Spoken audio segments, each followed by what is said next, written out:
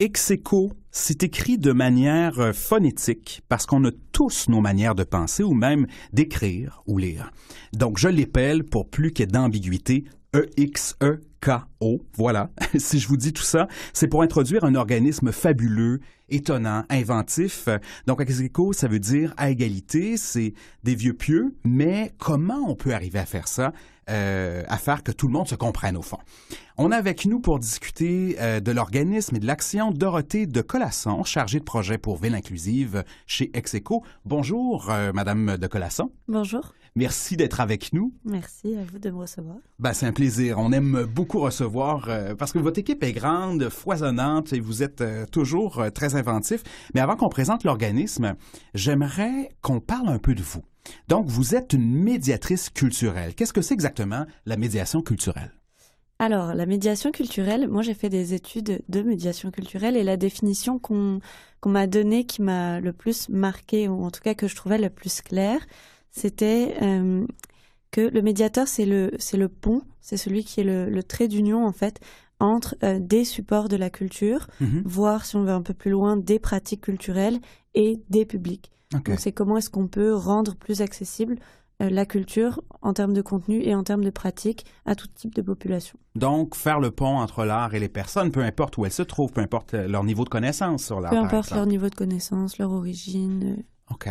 Puis je m'intéresse un peu à votre parcours. En fait, j'ai vu que vous avez déjà fait un mémoire sur le rire et la communication. Ça m'a beaucoup intrigué. Dites-nous quelques mots là-dessus. C'était dans le cadre d'études de publicité et l'idée, c'était justement de prouver en quoi le rire peut servir la communication, notamment dans la publicité. Donc voilà. Est-ce que ça marche? Est-ce que... Oui. Je sais qu'il y a des sociologues, des anthropologues qui ont travaillé là-dessus. Là, on a déjà été des singes qui ont ri, là, mais qu'est-ce que vous avez étudié exactement sur le rire? Je suis intéressé à ça. Ça remonte à il y a quelques années, mais l'idée, c'était juste d'étudier comment l'humour est utilisé dans la publicité, dans la communication, y compris en politique, y compris dans toutes sortes de choses. Est-ce que vous utilisez l'humour dans votre pratique chez Execo? Il faut. Ouais. À petite dose, aux bons endroits, mais oui. Surtout le sourire, en tout temps. Ouais. Oui, ça fait... je me rappelle dans ce mémoire d'avoir même fait un chapitre sur les bienfaits sur la santé du rire. Ah oui! Pourquoi on se priverait? Ah ben voilà, faut pas se priver de rire. Juste vous dire, tout juste à côté, il y a une émission sur la santé. Là, peut-être qu'il faudra vous envoyer voir Marianne Paquette pour discuter du rire ou de la médiation. Donc, revenons quand même à Execo. Vous êtes maintenant un peu partout à travers le Canada, si je comprends bien. Oui. Ah, mais c'est récent, ça? On est principalement à Montréal. On est dans plusieurs communautés autochtones dans le reste de la province. Principalement, justement, au Québec, mais on commence à avoir des projets un petit peu ailleurs. On a eu des projets au Manitoba, on a eu en Colombie-Britannique aussi. Okay, ça commence un petit peu à sortir du Québec. Ah, ben c'est bien, mais donc, c'est très sexy comme organisme. Vous travaillez avec les exclus, les personnes itinérantes. Mais dites-moi exactement, qu'est-ce que vous faites, Execo? Alors, comme vous venez de le dire, en fait, on travaille avec les personnes en situation d'exclusion. Pourquoi? Parce que Execo, c'est un organisme qui, depuis 2006, s'est donné la mission de rendre la société plus inclusive en utilisant la créativité sous toutes ses formes, en utilisant la philosophie, le développement de la pensée critique, la participation citoyenne. Donc, au début, on a beaucoup, justement, travaillé avec les personnes qui étaient victimes d'exclusion sociale. Donc, ça passait aussi bien par des personnes qui étaient en milieu carcéral, des personnes en décrochage scolaire, en employabilité, beaucoup de personnes en situation d'itinérance, des artistes qui vivent avec une déficience intellectuelle. Et puis, on s'est rendu compte que si on veut briser justement l'exclusion sociale, il faut aussi travailler avec les personnes qui, consciemment ou non, créent cette exclusion. Donc maintenant, on a comme un petit peu élargi le spectre de nos actions et on travaille aussi avec le reste de la population et puis avec toutes les institutions, que ce soit les institutions culturelles, la police, etc. Et les politiques pour créer des liens entre ces différentes sphères et créer de la mixité, donc briser les préjugés et puis essayer de faire bouger les choses ensemble. Donc vous, comme responsable de la ville inclusive, Madame Colasson, c'est votre job au fond, c'est d'aller plus large que seulement deux personnes qui se parlent? Entre autres, moi, en tant que chargée du pôle ville inclusive, je travaille sur principalement 4 initiatives, dont une qui est émergente.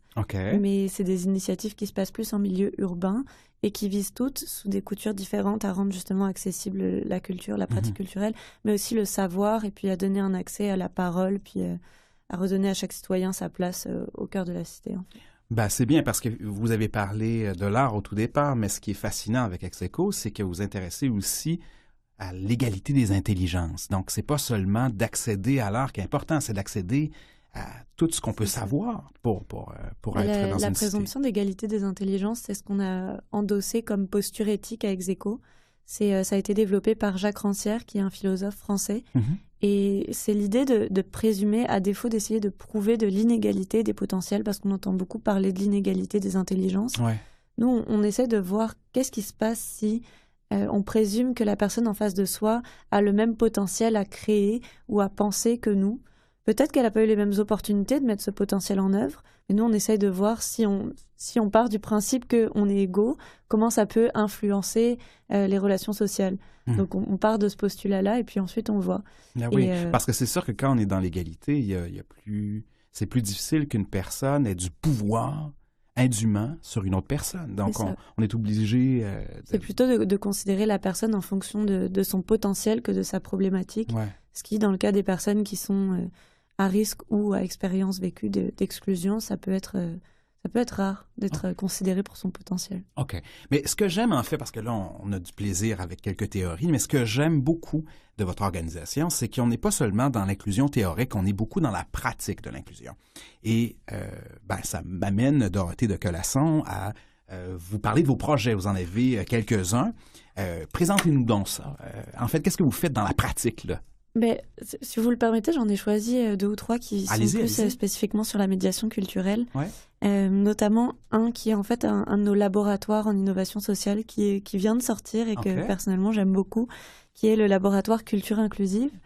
Ce que je trouve assez formidable, là j'enlève un petit peu ma casquette Execo pour parler avec les tripes, c'est que en fait c'est les 11 plus grosses structures culturelles de Montréal. Donc on parle des grands ballets canadiens, on parle de l'Orchestre symphonique de Montréal, on parle de la TOU, du Théâtre du Nouveau Monde, qui se sont mis ensemble pour que pendant 3 ans, on réfléchisse leur pratique en termes d'inclusion sociale. Donc ça veut dire que eux, donc ce groupe des 11, en fait, pendant 3 ans, se mettent un petit peu en danger, puisque nous, on va emmener des groupes de plusieurs de nos participants, donc aussi bien des personnes avec une déficience intellectuelle, santé mentale, des jeunes à risque d'exclusion, des personnes en situation d'itinérance, voir des spectacles et des expositions dans tous ces lieux-là, et former ensuite des recommandations pour l'accessibilité de ces lieux-là. Ah, mais et en parallèle, on a des comédiens, des artistes, comédiens, médiateurs, qui vont jouer des scénettes dans ces lieux-là pour tester justement des petites scènes d'exclusion et voir comment c'est reçu dans les structures pour ensuite proposer une charte d'accessibilité culturelle. OK, donc c'est pas seulement l'évaluation très sèche avec des questionnaires et tout, vous allez faire carrément des expériences. C'est ça. Moi, je trouve que ça vient me chercher personnellement dans ma fibre de médiatrice, justement. Ouais. Un autre projet là-dessus, ce serait peut-être Bibliolibre. Donc ça, c'est né dans la caravane Idéaction Mobile, qui est donc une caravane qui se promène depuis 5 ans bientôt dans les rues de Montréal, pour aller au début un petit peu plus vers les personnes en situation d'itinérance, apporter des livres, du matériel d'art, du matériel pour écrire, des lunettes de vue, et tout ça étant toujours un prétexte à la discussion, puis à la rencontre et au partage.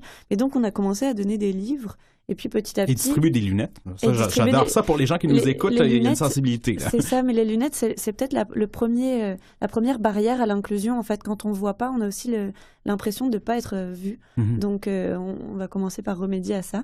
Mais donc, en donnant des livres, on s'est rendu compte qu'on disait aux personnes de nous les rapporter, mais qu'ils ne savaient jamais quand ils allaient revoir la vanne, parce que c'est son principe, c'est qu'elle est un petit peu aléatoire. Donc, on a créé un réseau. Maintenant, il y a 16 micro-bibliothèques dans Montréal qui sont dans des lieux, des centres de jour ou des refuges où les personnes peuvent en tout temps aller chercher des livres et les rapporter. Donc ça, c'est un projet, encore une fois, d'accessibilité tant à la culture qu'au savoir, que j'aime beaucoup. Et puis le dernier dont j'aurais aimé parler, c'est métissage urbain. Donc là, c'est plus sur l'aspect donner un accès à la pratique culturelle à tous. Métissage urbain, c'est l'idée d'accueillir des artistes en résidence artistique au sein de nos propres programmes.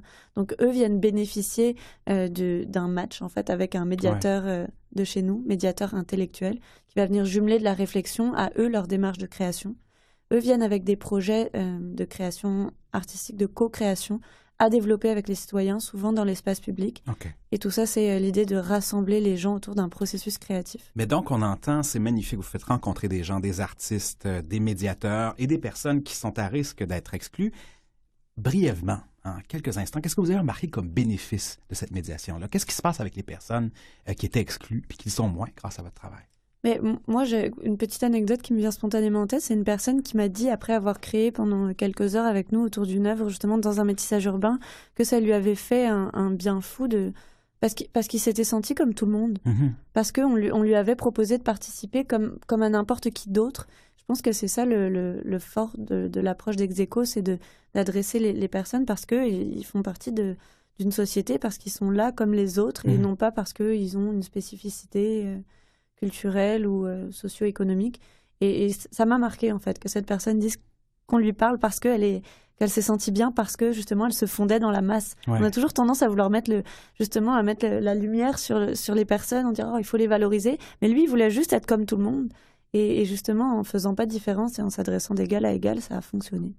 Mais écoutez, pour voir non seulement ce que vous faites, des actions mobiles, des choses hallucinantes et même partout au Canada, mais aussi ces nouveaux projets, là, votre laboratoire vivant avec les grandes institutions culturelles, on se rend au www.execo, je répète avec un K, donc XEKO.org. C'est ça? Oui, c'est ça. Merci infiniment, Dorothée de Colason, qui est chargée de projet pour Ville inclusive. Merci beaucoup.